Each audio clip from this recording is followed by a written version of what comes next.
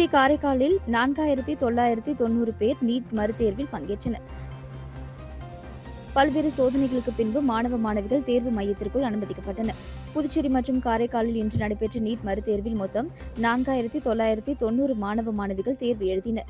புதுச்சேரியில் 9 மையங்களில் 4324 பேரும், காரைக்காலில் 3 மையங்களில் 666 பேரும் பங்கேற்றனர். தேர்வுக்கு முன் மாணவர்கள் மெட்டல் டிடெக்டர், பயோமெட்ரிக் பதிவு உள்ளிட்ட பல்வேறு பாதுகாப்பு சோதனைகளுக்கு உட்படுத்தப்பட்டனர். மொபைல், ப்ளூடூத், வாட்ச் போன்ற மின்னணு சாதனங்கள் தடை செய்யப்பட்டிருந்தன. தேர்வு மையங்களில் கூடுதல் போலீஸ் பாதுகாப்பு ஏற்பாடு செய்யப்பட்டிருந்ததுடன் தேர்வர்களுக்காக பிஆர்டிசி சிறப்பு இலவச பேருந்துகளும் இயக்கப்பட்டன. மேலும் தேர்வு முடியும் வரை பெற்றோர் மற்றும் பாதுகாவலர்கள் காத்திருக்க சிறப்பு காத்திருப்பு மையங்களும் அமைக்கப்பட்டிருந்தன. புதுச்சேரி மாநிலம் விநாயகம்பட்டு கிராமத்தில் சுரக்ஷா சேவா சமூக அமைப்பின் பயிற்சியின் மூலம் ராணுவ பணிக்கு தேர்வான 4 இளைஞர்களுக்கு பாராட்டு விழா நடைபெற்றது. ஓய்வு பெற்ற ராணுவ வீரர் பிரகாசம் தலைமையிலான சுரக்ஷா சேவா சமூக அமைப்பு கடந்த 5 ஆண்டுகளாக கிராமப்புற இளைஞர்களுக்கு பல்வேறு அரசு பணிகளுக்கான உடற்தகுதி மற்றும் எழுத்து தேர்வு பயிற்சிகளை வழங்கி வருகிறது. இதன் மூலம் இதுவரை சுமார் 65 இளைஞர்கள் புதுச்சேரி, தமிழ்நாடு காவல்துறை, தீயணைப்புத்துறை மற்றும் ராணுவம் உள்ளிட்ட பல்வேறு அரசு பணிகளில் சேர்ந்துள்ளனர். 2026ஆம் ஆண்டிற்கான ராணுவ ஆட்சேர்ப்பு தேர்வில் சுரக்ஷா சேவா சமூக அமைப்பின் பயிற்சி பெற்ற விநாயகம்பட்டு ஞானசுந்தர், குயிலாபாளையம் ஆகாஷ், பிச்சைவிராம்பேட் லோகேஷ் மற்றும் சோரப்பட்டு ஹரிஷ் ஆகிய 4 பேர் ராணுவ பணிக்கு தேர்வாகியுள்ளனர். இதனையொட்டி விநாயகம்பட்டு கிராமத்தில் நடைபெற்ற பாராட்டு விழாவிற்கு சுரக்ஷா சேவா சமூக அமைப்பின் தலைவர் பிரகாசம் தலைமை தாங்கினார். இதில் சிறப்பு அழைப்பாளர்கள், ஊர் முக்கிய பிரமுகர்கள், தேர்வான இளைஞர்களின் குடும்பத்தினர், அமைப்பில் பயிற்சி பெற்று வரும் மாணவர்கள் மற்றும் இளைஞர்கள் பலர் கலந்து கொண்டனர். நிகழ்ச்சியில் ராணுவ பணிக்கு தேர்வான 4 பேருக்கும் நினைவு பரிசுகள் மற்றும் கேடயங்கள் வழங்கப்பட்டன. நாட்டிற்கு சேவை செய்ய தங்களது பிள்ளைகள் செல்லும் பெருமிதத்தில் பெற்றோர்கள் கண்கலங்கிய தருணம் நிகழ்ச்சியில் பங்கேற்றவர்களுக்கிடையே நிகழ்ச்சியை ஏற்படுத்தியது. புதுச்சேரியில் 3 பேரிடம் 60,000 ரூபாய் மோசடி செய்த மர்ம நபர்கள் மீது சைபர் கிரைம் போலீசார் வழக்கு பதிந்து விசாரித்து வருகின்றனர். பாகூரை சேர்ந்த பெண் ஒருவரை மொபைல் மூலம் தொடர்பு கொண்ட மர்ம நபர் கிரெடிட் கார்டு செயலாக்கம் குறித்து விளக்கம் அளித்துள்ளார். அவரது பேச்சை உண்மை என நம்பிய பெண் தனது கிரெடிட் கார்டு விவரங்களை மர்ம நபருக்கு பகிர்ந்தார். பின் அவரது வங்கிக் கணக்கில் இருந்து 46,640 ரூபாய் மாயமாகியது. பின் தான் ஏமாற்றப்பட்டது அவருக்கு தெரிய வந்தது. இதேபோல தவளக்குப்பத்தை சேர்ந்த நபர் 10,000 ரூபாயும், நெட்டப்பாக்கத்தை சேர்ந்த நபர் 3,500 என 3 பேர் மொத்தம் 60,140 ரூபாயை ஆன்லைன் மோசடியில் இழந்துள்ளனர். இதுகுறித்த புகாரின் பேரில் சைபர் கிரைம் போலீசார் வழக்கு பதிந்து விசாரித்து வருகின்றனர். தமிழக முதல்வர் விஜய் பிறந்தநாள் விழாவை ஒட்டி முன்னாள் எம்எல்ஏ சுவாமிநாதன் ஆட்டோ ஓட்டுநர்களுக்கு சீருடை வழங்கி கொண்டாடினார். தமிழக வெற்றிக் கழகத்தின் தலைவரும் தமிழக முதலமைச்சருமான ஜோசப் விஜயின் 52வது பிறந்தநாளை முன்னிட்டு புதுச்சேரி தாவேகா கட்சியின் பொறுப்பாளரும் முன்னாள் சட்டமன்ற உறுப்பினருமான சுவாமிநாதன் காலாப்பட்டு தொகுதி முழுவதும் உள்ள ஆட்டோ ஓட்டும் தொழிலாளர்களுக்கு சீருடை வழங்கி கொண்டாடினார். இதேபோன்று காலாப்பட்டு சுனாமி குடியிருப்புகளுக்கு செல்லும் ECR road, Singaravelar auto stand உள்ளிட்ட ஆட்டோ தொழிலாளர்களுக்கு சீருடை வழங்கினார். இந்நிகழ்ச்சியில் மக்கள் நல சங்கத்தின் தலைவர் குமார் உடனிருந்து வாழ்த்து தெரிவித்து நன்றி கூறினார். புதுச்சேரி கிழக்கு கடற்கரை சாலையில் உள்ள கொக்கு பார்க் சிக்னல் அருகே நள்ளிரவில் அதிவேகமாக வந்த கார் ஒன்று சாலை ஓரத்தில் நிறுத்தப்பட்டிருந்த 2 சக்கர வாகனத்தின் மீது மோதி விபத்துக்குள்ளானதில் பைக் தீப்பிடித்து எரிந்த சம்பவம் பெரும் பரபரப்பை ஏற்படுத்தியுள்ளது. வார விடுமுறை நாட்களை முன்னிட்டு புதுச்சேரிக்கு ஏராளமான சுற்றுலா பயணிகள் வருகை தந்துள்ளதால் நகரின் முக்கிய சாலைகளில் நள்ளிரவு வரை போக்குவரத்து நெரிசல் நிலவி வருகிறது. இந்நிலையில் இன்று அதிகாலை 2 மணியளவில் சிவாஜி சிலை பகுதியில் இருந்து ராஜீவ்காந்தி சதுக்கம் நோக்கி புதுச்சேரி பதிவெண் கொண்ட கார் ஒன்று அதிவேகமாக சென்றதாக கூறப்படுகிறது. கொக்கு பார்க் சிக்னல் அருகே வந்தபொழுது ஓட்டுநர் கட்டுப்பாட்டை இழந்த கார் சாலையோரத்தில் நிறுத்தப்பட்டிருந்த 2 சக்கர வாகனத்தின் மீது மோதி விபத்துக்குள்ளானது. மோதலின் தாக்கத்தினால் 2 சக்கர வாகனம் தீப்பிடித்து எரிந்தது. இதையடுத்து காரில் இருந்த 2 பேர் உடனடியாக கீழே இறங்கி அங்கிருந்து தப்பிச் சென்றதாக கூறப்படுகிறது. சம்பவத்தை கண்டு அதிர்ச்சியடைந்த பொதுமக்கள் உடனடியாக தீயணைப்புத்துறை மற்றும் காவல்துறைக்கு தகவல் தெரிவித்தனர்.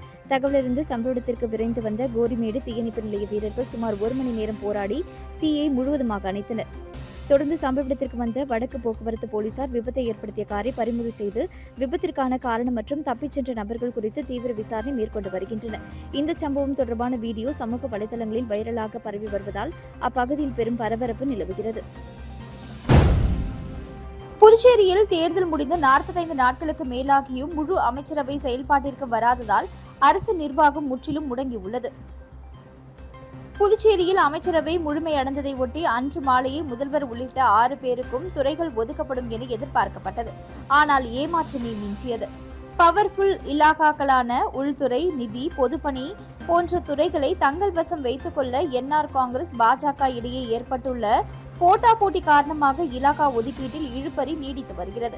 ஆனால் நிர்மல்குமார் சுரானா தன்னை சந்தித்தது மரியாதை நிமித்தமானது என முதல்வர் கூறினார்.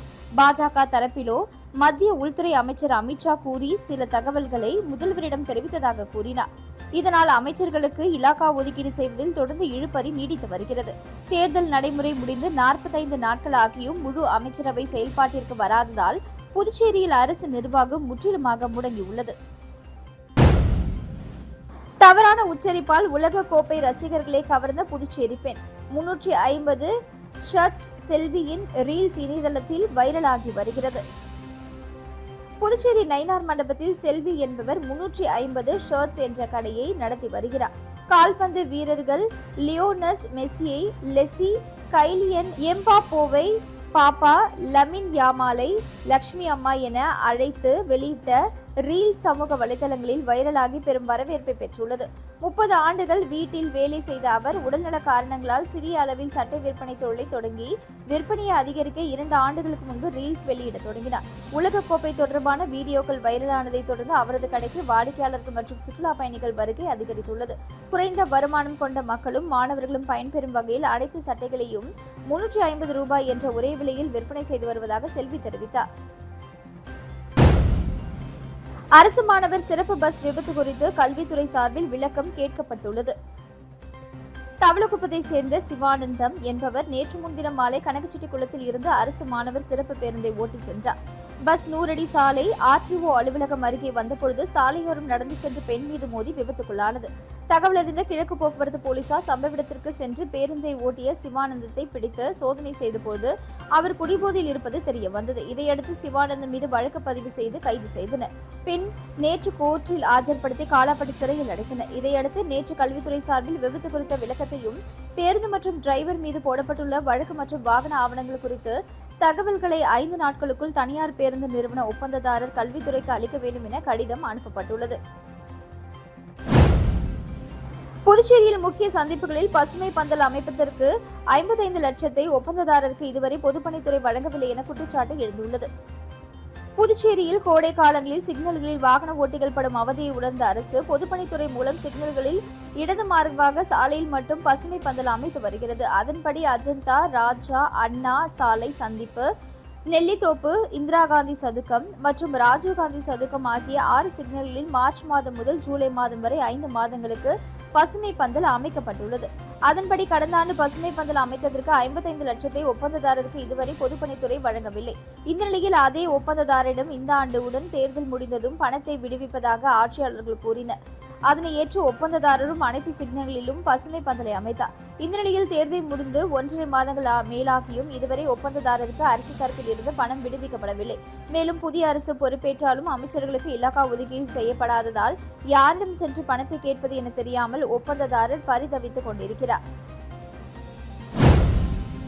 புதுச்சேரியில் 12வது சர்வதேச யோகா தினத்தை முன்னிட்டு கடற்கரை சாலையில் நடைபெற்ற யோகா செயல் விளக்க பயிற்சியில் சுமார் 4000க்கும் மேற்பட்டோர் பங்கேற்றனர். புதுச்சேரி அரசு சுற்றுலாத்துறை, ஆயுஷ் இயக்குநரகம், பள்ளி கல்வித்துறை, உயர் மற்றும் தொழில்நுட்ப கல்வித்துறை ஆகியவை இணைந்து நடத்திய 12வது சர்வதேச யோகா தின விழா கடற்கரை சாலையில் சிறப்பாக நடைபெற்றது. காலை 7 மணி முதல் 9 மணி வரை நடைபெற்ற நிகழ்ச்சியை துணைநிலை ஆளுநர் கைலாஷ்நாதன் தொடங்கி வைத்தார். முதலமைச்சர் ரங்கசாமி முன்னிலை வகித்தார். மத்திய தகவல் மற்றும் ஒலிபரப்பு அமைச்சகத்தின் சார்பில் தயாரிக்கப்பட்ட யோகா 360 என்ற விழிப்புணர்வு கையேடும் வெளியிடப்பட்டது. விழாவில் அமைச்சர் ராஜவேலு, சட்டமன்ற உறுப்பினர் சரவணகுமார், தலைமைச் செயலர் டாக்டர் சரத் சௌகான், காவல்துறை இயக்குநர் ஷாலினி சிங், சுற்றுலாத்துறை ஆணையர் மற்றும் செயலர் டாக்டர் மணிகண்டன், உயர்கல்வித்துறை செயலர் முகமது அசீன் அபித், சுகாதாரத்துறை செயலர் சௌத்ரி முகமது யாசின் உள்ளிட்டோர் கலந்து கொண்டு சிறப்பித்தனர். இதனையொட்டி புதுச்சேரி கடற்கரை சாலையில் யோகா வல்லுநர்கள், மாணவர்கள் மற்றும் பொதுமக்கள் பங்கேற்ற பெருந்திரள் யோகா செயல் விளக்க நிகழ்ச்சி நடைபெற்றது. இதில் 4000க்கும் மேற்பட்டோர் கலந்து கொண்டனர். தேசிய மாணவர் படையை சேர்ந்த ஆசிரியர்கள் மற்றும் மாணவர்களும் திரளாக பங்கேற்றனர். மேலும் உப்பளம் இந்திரா காந்தி உள் விளையாட்டு அரங்கத்தில் நடைபெற்ற கூடுதல் யோகா செயல் விளக்க நிகழ்ச்சியில் 250 பேர் கலந்து கொண்டனர். புதுச்சேரி அரசின் பல்வேறு துறைகளின் ஒத்துழைப்புடன் விழா ஏற்பாடுகள் சிறப்பாக மேற்கொள்ளப்பட்டதாக சுற்றுலாத்துறை இயக்குநர் முரளிதரன் தெரிவித்துள்ளார். புதுச்சேரி ஜிப்மர் மருத்துவமனை குழந்தைகள் அறுவை சிகிச்சை துறை 500 ரோபோட்டிக் உதவியுடன் குழந்தைகளுக்காக மேற்கொள்ளப்பட்ட அறுவை சிகிச்சைகளை வெற்றிகரமாக நிறைவு செய்துள்ளது. ஜிப்மரில் குழந்தைகளுக்கான ரோபோட்டிக் அறுவை சிகிச்சை திட்டம் 2018ஆம் ஆண்டில் தொடங்கப்பட்டது. அரசு துறையின் கீழ் செயல்படும் உயர்நிலை மருத்துவ நிறுவனங்களில் குழந்தைகளுக்கான ரோபோட்டிக் அறுவை சிகிச்சையை அறிமுகப்படுத்திய முன்னோடி நிறுவனங்களில் ஜிப்மரும் ஒன்று. இந்த சாதனை குறித்து குழந்தைகள் அறுவை சிகிச்சை துறையின் பேராசிரியரும் துறை தலைவருமான டாக்டர் கிருஷ்ணகுமார் வெளியிட்டுள்ள செய்திக்குறிப்பில் 500 ரோபோட்டிக் அறுவை சிகிச்சைகள் என்ற மைல்கல்லை எட்டியது பல ஆண்டுகளாக நடைபெற்ற அர்ப்பணிப்பான குழு முயற்சி. ரோபோட்டிக் அறுவை சிகிச்சை முறைகள் குழந்தைகளுக்கு பல்வேறு நன்மைகளை வழங்குகின்றன. சிறிய வெட்டுக்காயங்கள், குறைந்த இரத்த இழப்பு, அறுவை சிகிச்சைக்கு பிந்தைய வலி குறைவு, விரைவாக குணமடைதல் மற்றும் சிறந்த உடல் தோற்ற முடிவுகள் ஆகியவை அவற்றில் முக்கியமானவை. குழந்தைகளின் உடல் அமைப்பு மிகவும் நுட்பமானதாக இருப்பதால் துல்லியமான மற்றும் குறைந்த பாதிப்பை ஏற்படுத்தும் அறுவை சிகிச்சைகள் அவர்களின் நீண்டகால ஆரோக்கியத்திற்கு பெரிதும் உதவுகின்றன. இந்த சாதனையின் மிக முக்கியமான அம்சம் உயர்தர ரோபோட்டிக் அறுவை சிகிச்சைகளை சாதாரண மற்றும் பொருளாதார ரீதியாக பின்தங்கிய குடும்பங்களுக்கும் கிடைக்க செய்திருப்பதுதான் என்றார். போலீஸ் ஸ்டேஷன்களில் நடந்த மக்கள் மன்றத்தில் பொதுமக்களிடமிருந்து பெறப்பட்ட 40 புகார் மனுக்கள் மீது உடனடியாக தீர்வு காணப்பட்டது. புதுச்சேரி காவல் நிலையங்களில் பொதுமக்களின் குறைகளை கேட்ட ஒவ்வொரு சனிக்கிழமையில் மக்கள் மன்றம் நடத்தப்பட்டு வருகிறது. அதன்படி நேற்று புதுச்சேரி பெரியகடை காவல் நிலையத்தில் சீனியர் எஸ்பி கலைவாணன் தலைமையில் மக்கள் மன்றம் நிகழ்ச்சி நடந்தது. அதேபோன்று சைபர் கிரைம் காவல் நிலையத்தில் சீனியர் எஸ்பி ராகவ், போக்குவரத்து காவல் நிலையத்தில் சீனியர் எஸ்பி திவ்யா ஆகியோர் பொதுமக்களின் குறைகளை கேட்டறிந்தனர். காரைக்காலில் சீனியர் எஸ்பி லட்சுமி சௌஜன்யா, சேதராப்பட்ட காவல் நிலையத்தில் வம்சித ரெட்டி, பாகூரில் எஸ்பி ஜிந்தா கோந்தண்டராமன், வில்லியனூரில் எஸ்பி சுப்பிரமணியன், ஏனாமில் எஸ்பி வரதராஜன், மாகேவில் காவல் நிலையத்தில் இன்ஸ்பெக்டர் அனில்குமார் பொதுமக்களின் குறைகளை கேட்டறிந்தனர். மக்கள் மன்றத்தில் பொதுமக்களிடமிருந்து மொத்தம் 60 மனுக்கள் பெறப்பட்டது. அதில் 40 மனுக்கள் மீது விசாரணை நடத்தப்பட்டு உடனடியாக தீர்வு காணப்பட்டது. மக்கள் மன்றத்தில் 26 பெண்கள் உட்பட 227 பேர் கலந்து கொண்டனர். புதுச்சேரியில் கடந்த 2 தினங்களுக்கு முன்பு விபத்தில் சிக்கிய மாணவர் வீல் சேருடன் நீட் தேர்வு எழுத அனுமதிக்கப்பட்டார். புதுச்சேரியில் நீட் மறுதேர்வு இன்று 9 மையங்களில் நடைபெற்றது.